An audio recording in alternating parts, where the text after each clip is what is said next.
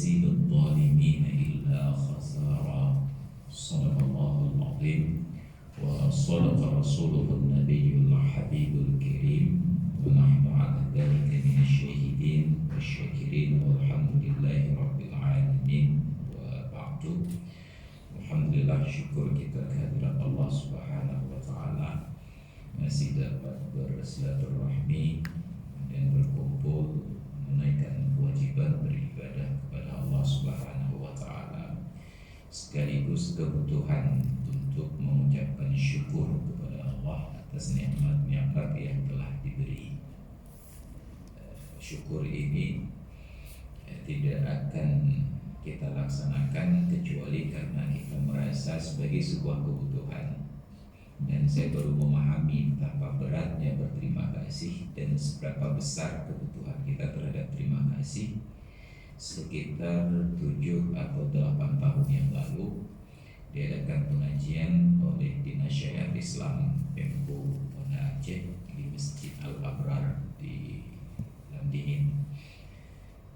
Kepada saya diminta judul kajian suap dan implikasinya terhadap akidah seorang muslim. Bayangkan kita berbicara suap di depan pejabat, itu bahaya sekali judulnya. Karena judul dari mereka, ya saya ladeni saja. Kegiatannya antara maghrib sampai isya. Jadi setelah panjang lebar saya uraikan, sama seperti iklan di mobil tangki Pertamina, panjang lebar. Di bagian akhir ada waktu 10 menit untuk berdiskusi dan bertanya jawab. Di salah seorang penanya itu jabatan beliau kabah di kantor wali kota. Pertanyaan beliau, apa katanya Pak Ustaz?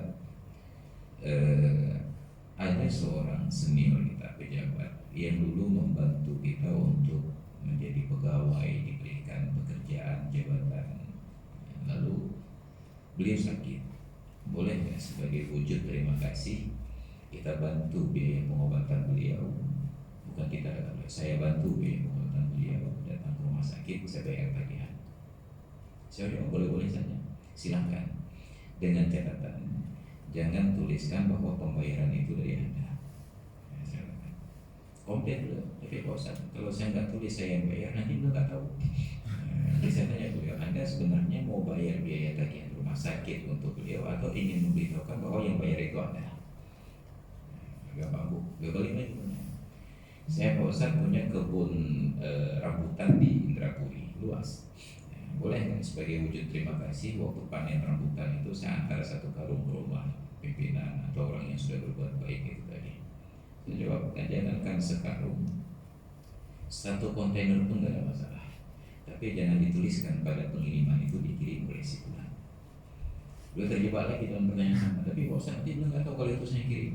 Ya, inilah masalahnya. Anda mau kirim rambutan atau ingin memberitahu bahwa Anda yang kirim.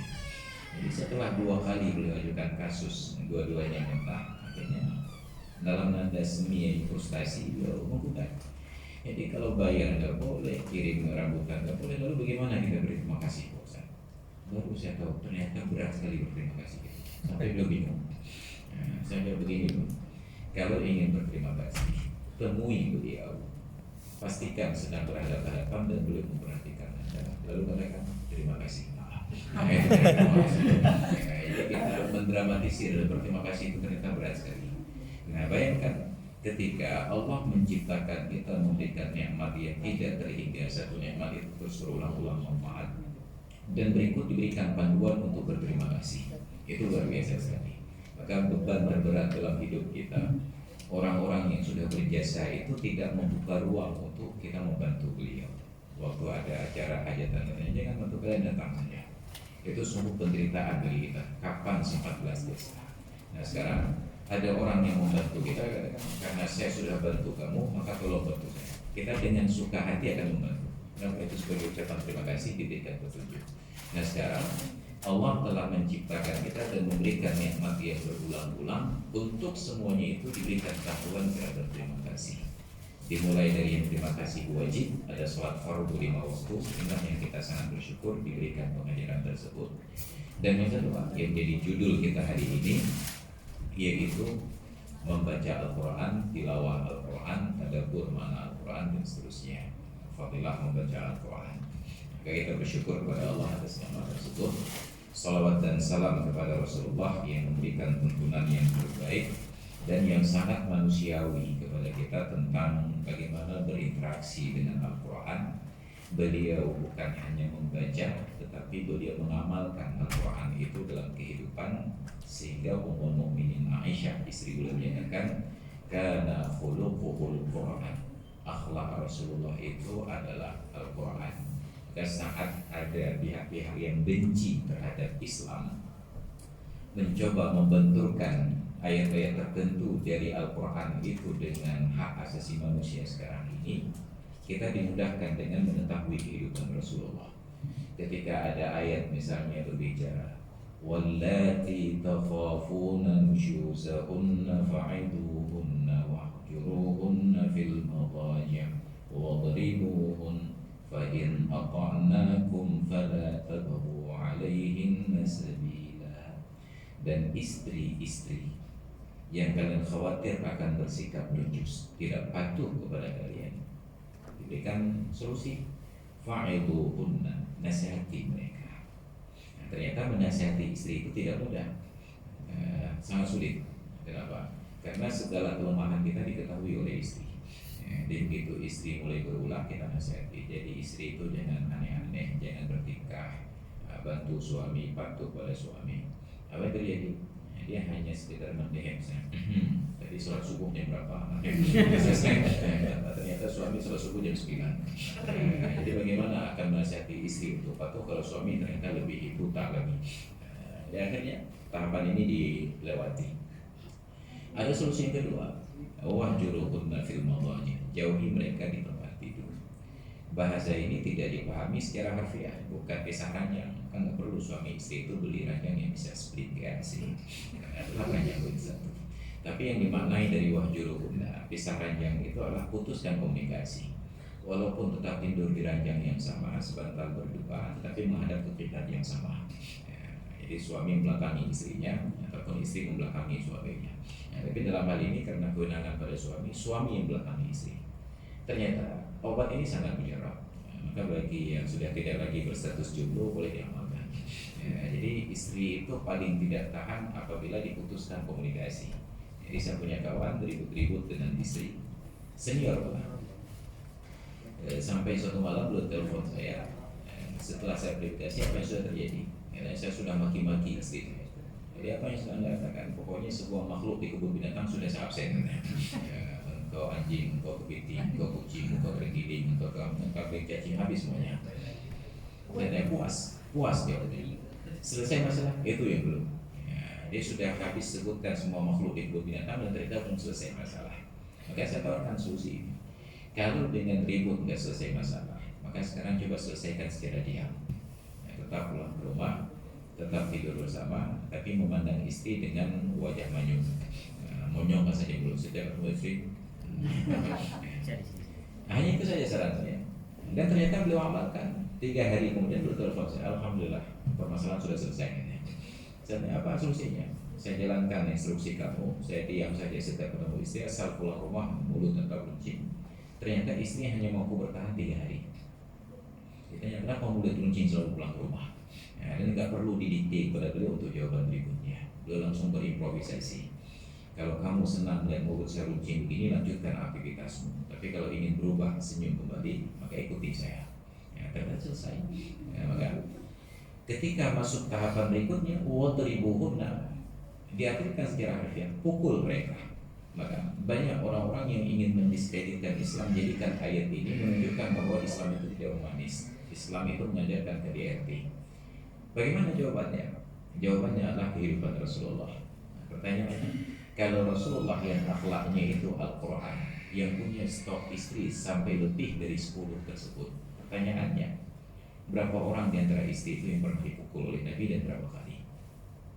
Ternyata tidak ada seorang istri pun yang pernah dipukul oleh Nabi. Kenapa? Karena ternyata arti ayat itu bukan pukul dalam makna yang kita pahami. Karena dalam bahasa Arab, daraba itu tidak hanya pukul. Hanya karena keterbatasan logistik bahasa kita di masa lalu, dalam kitab Arab Melayu dulu, daraba itu hanya diterjemahkan pukul. Rupanya dalam bahasa Arab, daraba ada bermakna buat contoh. Wa daraballahu mathalan lil ladzina kafaru imra'atan Fir'auna wa imra'atan Lut. Allah buat contoh untuk orang-orang kafir, istri Nabi Nuh dan istri Nabi Lut. Daraba, ada daraba itu dengan arti perkalian. Kalau kita ngaji kitab Arab Melayu, tulisan Pegon itu, kita akan dapati dalam bab mawaris banyak sekali kekerasan, pukul-pukul seminarnya. Kenapa? Karena ternyata perkalian dalam bahasa Arab juga disebut daraba, 2 kali 2. Isnaini madrubun bisnaini, 2 dipukulkan kepada 2, berantakan jadi 4. Ya, ternyata ada makna perkalian, tapi karena keterbatasan kosakata di masa lalu tetap dimanakan pukul. Nah, lalu kenapa kita harus paksakan wadribuhunna, pukul mereka, harus dengan arti mana pukul. Bisa jadi berikan contoh kepada mereka. Ketika terjadi keributan suami istri, berikan contoh bagaimana kita bersikap. Ataupun buat perkalian tambah istri yang lain, sama suami yang lain. Ada mana-mana yang lain. Jadi harus dengan hati-hati. Ya, ada yang berjalan. Maka kehidupan Rasulullah itu menjadi penafsir terbaik dari Al-Quran ini. Maka kita berterima kasih, dan beliau memberikan keteladanan yang luar biasa sekali. Ketika suatu hari beliau panggil sahabat beliau Abdullah bin Mas'ud, minta Abdullah bin Mas'ud untuk membacakan Al-Quran. Kaget Abdullah, ya Rasulullah, aqra'u wa 'alaika tunzal, adakah patut saya membacakan Al-Quran ini kepadamu padahal memang Al-Quran ini diturunkan melaluimu? Apa jawaban beliau? Uridu an asma'ahu min ghairi, saya ingin sekali-kali menyimak bacaan Al-Quran ini dari orang lain. Jangan saya yang selalu membaca, sekali-kali kalian baca saya dengar. Kenapa? Ada ibadat dengan mendengar tilawah. Makanya saya kagum waktu kuliah di Al-Azhar dulu di Mesir. Sahabat-sahabat sekarang membelajarkan kata-kata Mesir itu dengan singkatan dari Medan Pesisir. Di Mesir itu nuansanya luar biasa sekali. Bagi orang yang punya kesempatan membaca, mereka sibukkan membaca. Bayangkan mobil seperti robo, bus umum itu. Ketika orang berdesak-desakan, rasanya berdiri menanti saja bagi mereka itu mubazir. Maka sambil sebelah tangan bergantung, sebelah tangan itu pada mushaf, baca Al-Quran. Saya yang baru datang tidak terbiasa dengan aktivitas seperti ini. Jadi karena kita tidak bawa stok Al-Quran dan kita tidak hafal Al-Quran, sudah ulang-ulang kecil Fatihah saja. Alhamdulillah, pokoknya mulutnya itu komatamin. Karena bila tidak, semua orang akan memperhatikan. Aneh sekali ada orang buang-buang waktu tanpa beribadah, tanpa berzikir. Bayangkan tukang sapu jalan itu dengan gerobaknya, ketika sudah selesai tugasnya sesuai dengan wilayah kerjanya, mereka duduk di samping gerobak itu sambil tilawah baca Al-Quran. Karena Mesir itu berbatasan dengan Israel, ultimatum perang itu belum dicabut, maka negeri itu lebih banyak tentara daripada polisi. Di pos tentara itu dalam radius setiap 1 kilometer 1 pos tentara. Dan tentara-tentara tersebut ketika sedang tidak bertugas, mereka duduk baca Al-Quran sambil pegang senjata di sampingnya. Polisi lalu lintas pegang. Yang bermasalah itu sopir, karena nggak mungkin sopir itu sambil nyetir baca Quran. Itu jalan pintas menuju surga. Apa yang terjadi? Saat mereka tidak sempat untuk membaca, mereka memanfaatkan waktu untuk mendengar. Maka tidak ada musik dangdut kayak lebih di Aceh. Tetap itu langsung nanya bacaan-bacaan Al-Quran. Kernetnya itu fungsari dalam bahasa mereka. Naik dari pintu depan, ambil uang ongkos, berikan karcis sampai ke pintu belakang. Di samping pintu belakang itu sudah ada tiang 2 berikut dengan meja dan kursi. Mereka susun karcis yang sudah dipotong, susun uangnya, taruh di dalam laci, keluarkan Al-Quran, duduk baca Al-Quran. Naik penumpang berikutnya, setor uang dari depan itu jalan uangnya sampai ke belakang. Kalau harus dikembalikan, kembalian itu maju ke depan. Kalau di Aceh sampai tengah jalan hilang uangnya. Di sana uangnya masuk dan kembaliannya sampai. Itu luar biasanya. Tetap kehidupan mereka baca Al-Quran, baca Al-Quran.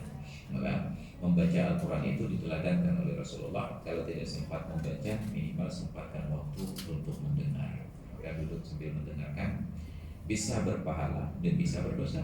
Ini pula masalahnya. Dapat berdosa bila yang membaca Al-Quran itu tajwidnya salah dan kita tahu, kita wajib tegur. Tidak tegur, kitanya yang berdosa. Maka saya kritik, karena di Aceh, di Indonesia lah umumnya, malam bulan Ramadan itu identik dengan musabaqah antar masjid. Di masjid ini tilawah, masjid itu tilawah sampai subuh.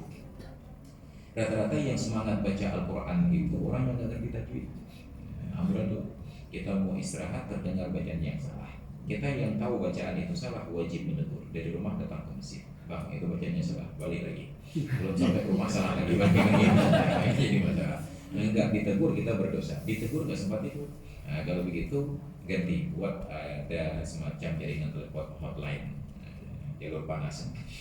Kalau ada yang salah telepon layanannya. Ini salah tadi bacaan, ulang lagi. Bayangkan berapa banyak pulsa yang habis. Kalau itu terlalu merepotkan, maka nanti usahakan untuk patungan warga sekampung untuk menugaskan seorang ustadz untuk menjaga bacaan yang salah. Tolong menjaga kalau ada yang salah tegur agar kami tidak berdosa dan itu tidak dilakukan. Maka saya sampaikan di kampung saya di Kota Madia Cekeung, itu wilayah khusus. Kalau tetap ngotot mau ngaji di masjid bulan Ramadan, karena kalau dilarang nanti bermasalah, oke, silakan ngaji, nyalakan mikrofon, tapi tolong yang di dalam saja, yang di luar yang mengganggu. Agar tidak berdosa orang yang di luar, kalaupun ada yang salah yang mendengar hanya di masjid itu saja. Itu solusi. Maka mendengar itu bisa jadi berpahala, bisa jadi berdosa. Ini jadi masalah bagi kita karena tajwid itu tidak dipelajari dengan benar. Ada banyak sekali kekeliruan walaupun semangat kita tinggi. Maka salawat salam kita kepada junjungan alam Nabi kita Muhammad sallallahu alaihi wasallam, keluarga dan sahabat beliau sekalian yang sampaikan kawan-kawan dari keluarga besar dan tokohnya Pratama Banda Aceh. Saya tadi datang ke Kangwilnya di Peniti. Tapi itulah indahnya tinggal di Banda Aceh, antara Kangwil dengan KBP itu dekat, terjangkau hanya kali 5 menit. Kalau sempat di Medan atau di Jakarta besok baru sampai. Tapi alhamdulillah begitu ditelepon dari Bapak Nyawa tadi langsung belok arah kemari. Itu salah satu nikmat di Banda Aceh selain nikmat telat bangun subuh. Waktu Indonesia Barat yang paling barat itu Aceh. Kalau Anda tinggal di Jawa Timur apalagi di Banyuwangi, sholat subuh itu habis waktunya jam 5. Sedangkan di Aceh baru mulai subuh jam 5. Jadi orang di sana sudah bubar dari masjid, kita baru sampai ke masjid. Dan berakhir waktu subuh sekarang ini jam 6.30. Jadi kalau terlalu banyak PR lembur di waktu malam, boleh perpanjang jadwal tidur, bangun 15 menit sebelum berakhir. Jam 6:15. Masih ada waktu 15 menit untuk sholat subuh. Walaupun orang memandangkan sholat subuh jam 6:30, tetap masih ada waktu. Selama belum keluar waktu, belum berdosa pada Allah. Hanya berdosa kalau dilihat oleh manusia. Apalagi kalau ustadz yang sholat jam segitu. Ini jadi masalah. Dan itulah nikmatnya di Aceh. Kalau ingin tambah waktu tidur subuh 2 menit lagi, tinggallah di Sabang atau di Pulau Aceh. Itu salah satu kenikmatan kita di Aceh. Maka hari ini kita mengkaji judul yang kita pelajari adalah keberkahan dari membaca Al-Quran, fadilah membaca Al-Quran ini untuk menjadi motivasi bagi kita dulu. Kita lihat sejarah. Dari sejak Allah ciptakan langit dan bumi, sehari semalam itu sudah 24 jam, tidak berubah. Hanya waktu itu belum ada jam. Belakangan baru ada jam, tetap 24 jam dari masa Nabi Adam sampai sekarang. Tetapi ada yang berubah. Jangankan Nabi Adam dulu, saya kecil, saya dengan saya sekarang ini berbeda. Waktu kecil saya menanti waktu berbuka itu sebuah penderitaan, saking lamanya waktu berjalan. Tapi sekarang ini keluar sore saja untuk berbelanja, belum sampai ke rumah sudah tiba waktu berbuka. Saking cepatnya waktu. Padahal tetap 24 jam dalam sehari, nggak mungkin jam itu di setel lebih cepat berjalannya. Tetapi itu 24 jam. Pertanyaannya, apa yang dapat kita lakukan dalam satu hari sekarang ini? Atau apa yang dapat kita lakukan dalam setahun sekarang ini? Luar biasanya, ulama-ulama di masa lalu itu sangat kreatif. Imam An-Nawawi itu saja, karya tulis beliau bila dibagi dengan jumlah umur dalam hidup beliau perharinya, maka sungguh setiap hari itu beliau sudah harus menulis 5 lembar buku sejak dari baru lahir. Dan itu tidak mungkin dari baru lahir. Beliau baru menulis setelah jadi orang alim mungkin dalam usia 20-an tahun. Tapi karyanya demikian rupa. Padahal alat tulisnya sederhana, bukunya sederhana, sangat terbatas. Pertanyaannya, kenapa beliau sempat menulis karya sebanyak itu, sedangkan kita jangankan menulis, membacanya pun tidak sempat. Padahal waktu kita sama. Apa bedanya? Setelah dikaji dan dipelajari, ternyata Allah berikan kepada mereka keberkahan waktu karena menyempatkan diri untuk membaca Al-Quran. Maka semangat mereka baca Al-Quran itu, tilawah tersebut bukan lagi setahun sekali khatam, bukan seperti kawan-kawan Odoj yang satu one day one juice, tapi semangat mereka itu sudah kalau bisa setiap hari itu khatam Al-Quran.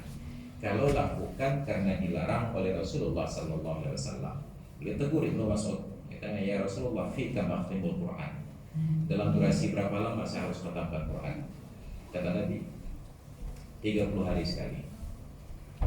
Kata Abdullah, ini atiqu akan min dzalik. Saya sanggup lebih banyak lagi ya Rasulullah. Kata Nabi, 25 hari sekali.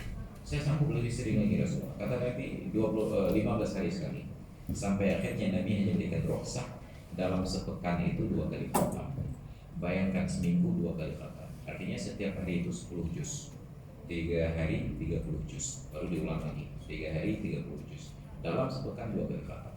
Kenapa? Karena alasannya kata Nabi, fa inna Allah la yamalu hatta tamallu. Karena Allah tidak pernah bosan menerima ibadat kalian sampai kalian sendiri yang bosan melakukan ibadat tersebut. Maka apalagi dalam kapasitas kita orang ajam yang tidak mengerti bahasa Arab. Orang Arab itu ada kelezatan. Mereka baca bertambah pemahaman. Kita baca berulang-ulang nggak paham. Nah, kata orang kampung saya ini, kalau dia cekul itu seperti Cina di Moredo. Orang Aceh main sedati, orang Cina yang nonton, nggak paham mereka apa sebutannya. Itu sama kayak kita nonton drama Korea itu tanpa teks, hanya tahu lakonnya saja. Apa katanya wallahu a'lam.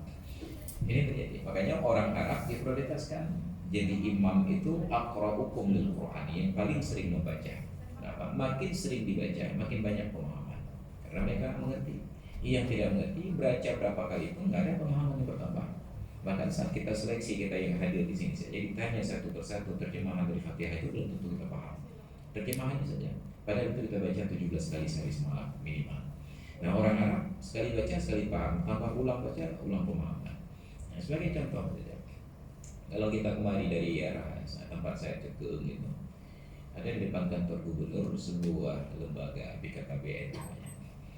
Mereka punya tagline itu, motonya, slogannya 4 kata, 2 anak lebih baik. Bagi orang awam, pemahamannya hanya satu, KB itu 2 anak, 2 anak lebih baik, 2 anak lebih baik. Tapi karena kita orang Indonesia, kita baca, kita gonta-ganti kosakatanya, apa yang terjadi? Bisa 3 makna sekurang-kurangnya. Bisa kita baca 2 anak lebih baik. Berarti poin nomor 2, anak lebih baik dari orang tua. 2 anak lebih baik. Ya. Bisa dibaca 2 anak lebih baik. Berarti yang 2 anak lebih baik, yang lebih yang kurang tak baik. Dan bisa juga kita baca 2 anak lebih baik. Tidak harus 2. Kenapa? Karena yang baik itu 2 anak lebih. 2 anak lebih baik. Ada 3 kemungkinan nantinya. Kenapa? Karena kita tahu artinya. Kita berimprovisasi. Coba digeser kemari. Settingannya. Taruh koma di depan. 2 anak lebih baik. 3 2 anak lebih baik. Oh begitu, 2 anak lebih baik. Orang tua nggak baik. 2 anak lebih baik. Oh iya, 2 anak 2 lebih baik. Kalau kurang dari 2 kurang baik, lebih dari 2 nggak baik. 2 anak lebih baik. 2 anak lebih baik. Yang kurang nggak baik, lebih nggak baik. Ya, jadi kita bisa berimprovisasi. Makanya ayat Al-Quran kita ribut-ribut, misalnya di Aceh ini persoalan apakah Al-Quran itu bisa ditakwil, tidak bisa ditakwil. Kenapa? Karena orang Arab paham ketika membaca surat Al-Imran tersebut, وَمَا يَعْلَمُ تَأْوِيلَهُ إِلَّا اللَّهُ وَالرَّاسِخُونَ فِي الْعِلْمِ يَقُولُونَ آمَنَّا بِهِ كُلٌّ مِّنْ عِندِ رَبِّنَا. Dari situ bercabang masalah. Itu bahasa Arab. Orang yang katakan bahwa, ulama yang katakan bahwa Al-Quran tidak boleh ditakwil, mereka berhenti pada Allah. وَمَا يَعْلَمُ تَأْوِيلَهُ إِلَّا اللَّهُ. Tidak ada yang mengetahui takwil ayat yang mutasyabihat itu kecuali Allah.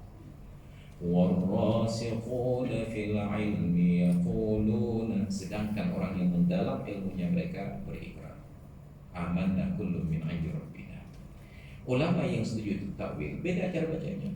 Wa ma ya'lamu ta'wilahu illa Allahu war-rasikhuna fil 'ilm. Tidak ada yang mengetahui takwil ayat yang mutasyabihat kecuali Allah dan orang-orang yang mendalam ilmunya. Maka ada perbedaan. Oleh karena itu dalam akidah Ahlussunnah wal Jamaah dua-duanya ini diterima. Ada tafwid dan ada takwil. Maka memahami itu lebih menguntungkan.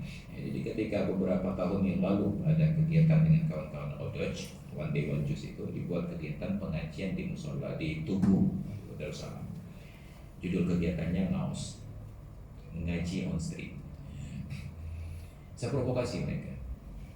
Kalian kawan-kawan baca, nggak bagus bahasa kalian. Kawan-kawan baca Al-Quran sehari 1 juz bagus, 30 hari khatam. Tapi saran saya, kalau sudah sering khatam Al-Quran 30 juz 1 bulan, ke depan kurangi.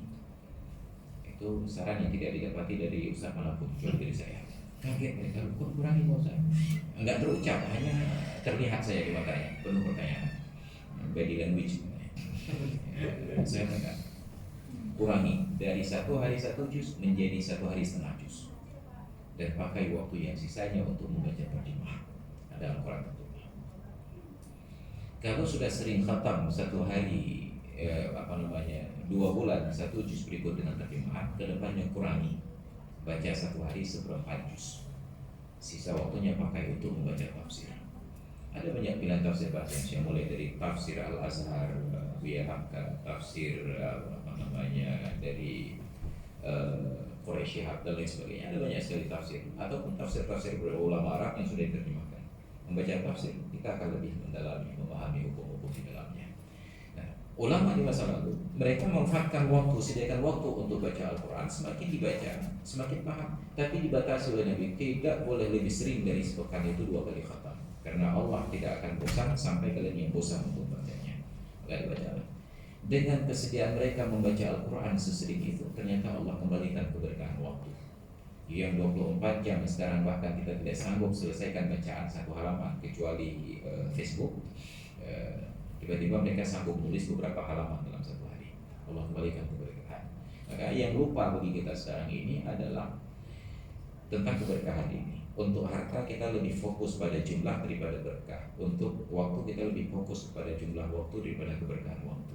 Maka betapa banyak orang-orang yang hidupnya secara materi mereka tidak banyak, tetapi keberkahan materi itu sangat terasa. Bayangkan hanya punya sepeda motor Astuti saja, itu pagi petang dipakai. Astrea 73, Astrea edisi tahun 73, ataupun disebut TDP Cup 70, itu dipakai. Kita sudah beli sepeda motor mahal-mahal, ternyata hanya disimpan saja di rumah, naik ojek kemari, akhir pekan 1 minggu baru naik sekali, hilang keberkahan. Ada orang punya istri 1 tapi dipakai tiap hari kemana-mana aja istri. Ada keberkahan istrinya. Ini ada orang punya istri, ternyata statusnya bujang lokal, istri sendiri dia sendiri. Walaupun banyak istri, tapi ternyata tetap hidupnya sendiri. Mana menderita lagi? Provokasinya.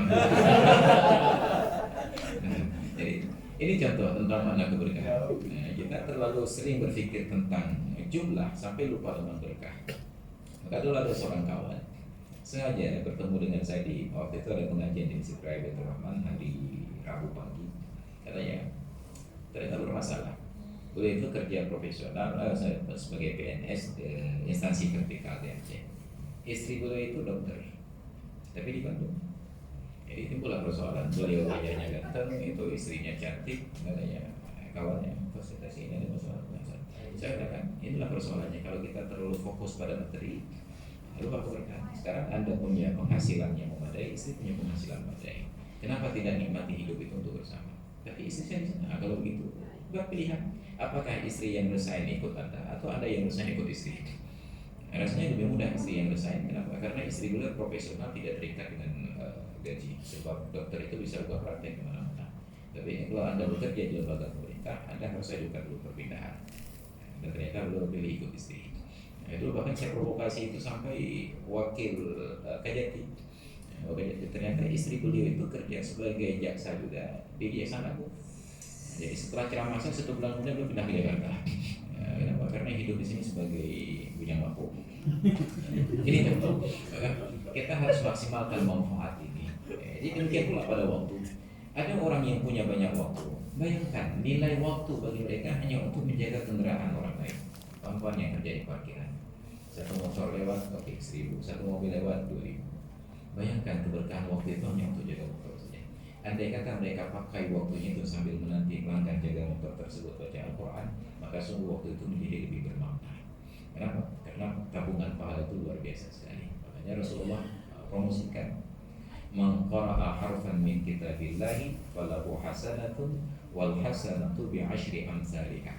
Barang siapa yang membaca satu huruf dari ayat-ayat Allah, kitabullah, maka Allah berikan pahala kepadanya satu kebaikan, dan kebaikan itu dengan 10 kali lipat. La aqulu alif lam mim harfun, saya tidak katakan bahwa alif lam mim itu satu huruf, walakin alif harfun wal lam harfun wa mim harfun. Alif itu satu huruf, lam satu huruf, mim satu huruf. Alif lam mim saya sudah 10, 3 kali 10, 30 kebaikan.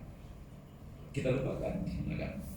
Saat kita memahami konsep-konsep ini, ternyata keberkahan hidup itu adalah saat kita berinteraksi dengan Allah Ta'ala, membaca Al-Quran sebanyak-banyaknya. Jadi kalau sekarang kita ada hajat, kita ingin berdoa kepada Allah, termasuklah sekarang ini kita praktek qunut nazilah untuk dijauhkan dari bala wabah corona ini. Apa yang terjadi? Ternyata di dalam Islam diajarkan oleh Nabi, baca Al-Quran tanpa berdoa lebih baik daripada berdoa tanpa baca Al-Quran. Karena zikir yang paling utama adalah tilawatul Quran. Hanya yang sering disebutkan, afdalul dzikri fa'lam annahu la ilaha illallah. Zikir yang paling utama itu tahlil la ilaha illallah. Kenapa tidak disebut qiraatul Quran afdalul dzikri? Karena untuk baca Al-Quran ada syarat. Tidak boleh dibaca oleh orang yang berhadas besar. Bayangkan kawan-kawan yang cewek itu menstruasi 5 sampai setengah bulan, 7 hari sampai setengah bulan. Mereka tidak bisa baca Al-Quran. Tetapi tidak dilarang bagi mereka untuk la ilaha illallah. Jadi karena ini yang terjangkau, yang disebutkan oleh Nabi, afdalul dzikri fa'lam annahu la ilaha illallah. Tapi ingatlah bahwa zikir yang paling utama itu tilawah Al-Quran. Dengan tilawah mendatangkan ketenangan batin. Maka di Aceh, orang Aceh ini mengamalkan ayat ala bi dzikrillahi tatma'innul qulub. Ketahuilah dengan berzikir kepada Allah itu hati menjadi tenang. Maka orang Aceh kalau sudah gundah sekali, tidak ada tempat berpegang, kembali ke zikir la ilaha illallah. Kayak waktu gempa tadi, itu seluruh Aceh berzikir la ilaha illallah. Maka orang Aceh itu punya standar ketaatan. Sembahyang wajib pura Jumat, sembahyang Jumat, sembahyang sunat pura raya. Salat wajibnya itu hari Jumat, salat sunatnya hari raya setahun 2 kali. Berdoa bawa teh cirit berarti bawa teh gempa. Jadi baru berdoa kalau sudah sakit, dan baru berzikir la ilaha illallah kalau gempa. Maka saat gempa di Aceh, bahkan non muslim yang Tionghoa di Ngayum itu pun tetap la ilaha illallah, terbawa oleh suasana. Jadi karena Allah sayang kepada orang Aceh yang malas berzikir, ditegurlah dengan gempa berzikir lagi. Makanya dia Aceh sering gempa. Diingatkan berzikir la ilaha illallah, la ilaha illallah. Maka ini menjadi sebuah pengajaran penting bagi kita. Maka rumah yang di dalamnya tidak dibaca Al-Quran itu diibaratkan seperti kuburan. La taj'alu buyutakum maqabira. Jangan kalian jadikan rumah kalian itu seperti kuburan.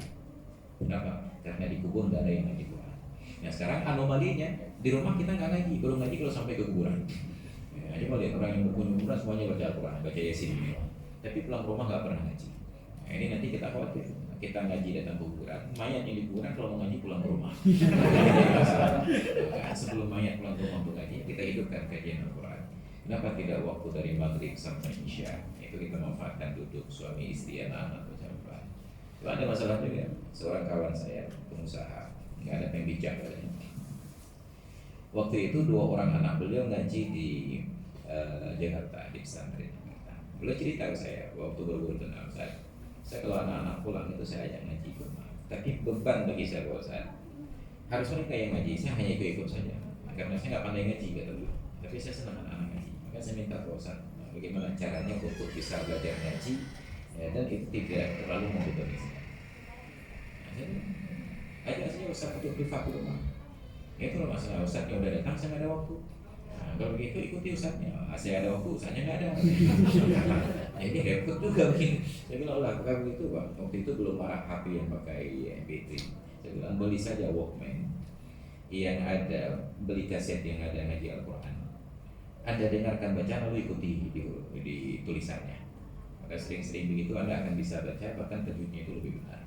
Karena saya di Kota Madia Cekung itu ada seorang kawan. Waktu pertama saya kenal dengan beliau, itu almarhum ayahnya sudah meninggal, itu sempat cerita saya. Dan Kemanapun Anda pergi, tolong bawa anak saya ini, karena dia ini jangankan yang lain, bahkan alif pun tidak lurus, malih yang depannya. Bayangkan, huruf yang paling lurus dalam Al-Quran itu alif, tapi alif pun tidak lurus padanya. Itu tahun 95. Tapi seiring perjalanan waktu, dia tidak pernah ngaji Al-Quran, juz amma, kaidah Baghdadiyah, Iqra dan lain sebagainya. Tapi karena sering ikut berjamaah ketika orang tua saya jadi imam, irama bacaan orang tua saya dan hafalannya itu masuk ke dia. Dia pun dipanggil ustaz di kampung sekarang. Padahal baca Al-Quran dia tidak pernah belajar, hanya bisa secara otodidak dengan semangat ini. Maka kita dengan mendengar bagaimana qari tersebut melafalkan, kita usahakan untuk mirip, insya Allah benar dengan sendirinya. Kayak orang belajar bahasa Inggris, kalau ingin bahasa Inggris kita fasih, ikuti lagu barat, karena dalam lagu gramatikanya benar. Tapi kalau ingin belajar bahasa Indonesia, jangan dengar lagu rusak, kecuali lagu-lagu tahun 90-an ke bawah. Lagu-lagu sekarang itu rusak banget. Saya selalu mengkritik para pejabat itu. Mereka ingin berubah, ya. Jangan berubah, karena rubah itu binatang buas. Bahasa Inggrisnya fox, tetangga serigala. Tapi sebutkan saja mengubah. Jadi selalu saya kritik, bukan mengubah. Karena berubah itu menjadi rubah. Berubah itu change dengan fokus itu jauh sekali. Mereka ngomong bahasa Inggris nggak pernah salah, tapi sampai bahasa Indonesia salah selalu. Maka saya kritik, harusnya kita bertutur dengan benar. Bahasa Indonesia adalah, makanya kita salah pilih bahasa ini. Di SD diajarkan A, B, C, D, tapi itu tidak pernah terucap lagi. Itu masuk Al-Quran, nggak fasih lagi A, B, C, D. Kenapa? Karena waktu beli waktu ada penandatangan kerjasama selalu disebut MOU. Seharusnya itu MOU. Tidak pernah ada penandatangan naskah MOU. Tetap MOU. Hanya bagian senangnya, giliran bagian sulitnya kita kembali ke Indonesia. Mau kemana? WC. Konsistensi. Mau kemana? Ke WC. Tapi kemudian SP.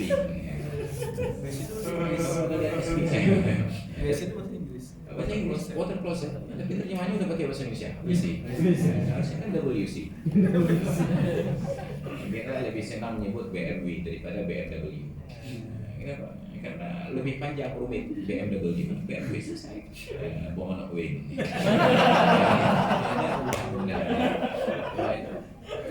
Al-Quran itu benar-benar luar biasa sekali, keberkahannya turun. Kemudian diajarkan tentang bertutur dengan bahasa yang benar, setiap huruf itu diucapkan dengan benar. Kemudian yang paling penting lagi adalah mengajarkan adab ketika pergaulan. Apa itu? Yaitu harus sering memuji daripada menegur. Maka Al-Quran kalau kita baca itu diawali dengan pujian, dan banyak sekali yang ayat-ayat itu, surat-surat itu diawali pujian. Alhamdulillah, sabbahalillah, yusabbihulillah, subhanalladzi asra bi'abdihi. Jarang sekali ada cacian. Kalaupun ada cacian dalam Al-Quran itu 3 surat saja, dan itu rata-rata di juz 30. Mulai dari Al-Mutaffifin, wailul lil mutaffifin, Al-Humazah, wailul likulli humazah, sampai yang terakhir ayat-ayat yang paling kita nanti kalau sholat tarawih 20 rakaat. Tabbat yada abilah. Hanya 3 kali disebut celaka, yang lain alhamdulillah sabbahalillah. Itu pengajaran dari Al-Quran bahwa hidup ini harus lebih sering memuji, tapi juga harus pandai untuk mencaci pada waktunya, karena ada orang yang tidak bisa diluruskan kecuali dengan teguran. Maka kalau ada yang katakan kritik itu membangun, saya tidak setuju. Tidak ada kritik yang membangun. Kritik itu semuanya meruntuhkan, pujian yang membangun. Maka orang yang dipuji dengan format yang sesuai, dengan durasi dan dengan komposisi yang sesuai, itu memperbaiki. Coba puji, siapapun yang terlambat datang, sekali datang dipuji. Jadi itu pujian itu besok. Kalau begitu saya datang tepat waktu lagi besok, dipuji lagi. Ketika dia terlambat datang, kita puji kepadanya. Kemarin hebatnya bisa datang tepat waktu. Karena orang yang dipuji, dia mempunyai estimasi agar itu bisa bertahan kenikmatan. Saya ada kawan-kawan yang pergaulannya sebenarnya rusak. Jadi ketika dia datang, saya panggil dengan sebutan Tengku Haji. Setiap kali ketemu Tengku Haji, akhirnya dia pakai peci putih. Kita panggil Tengku Haji. Jadi karena sudah pakai peci, perubahannya berubah. Orang pergaulannya berubah karena dia sudah pakai peci. Istrinya ketika saya marah, saya katakan, ini kalau mau berubah, saya nggak panggil lagi. Iya, aku tetap panggil Tengku Haji. Karena ternyata hal itu adalah di Indonesia mahal sekali. Maka setiap kontestasi kepala daerah, kepala negara tidak lupa menegakkan H depan. Haji Prabowo Subianto, H Joko Widodo, Prabowo, apa lagi, Susi Bambang Yudhoyono. Sampai terakhir kemarin itu ada Hatta Musudibio, tetap ada hari. Walaupun hari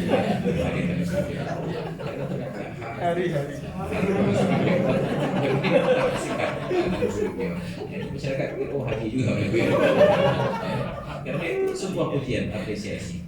Orang ketika dipuji dia punya estimasi untuk sampai pada derajat pujian itu agar tetap terjaga. Maka itulah luar biasanya Al-Quran.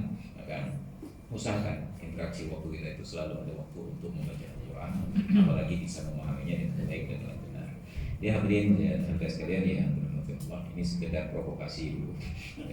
Sudah jam 7.16 menit saya padarkan penyampaiannya.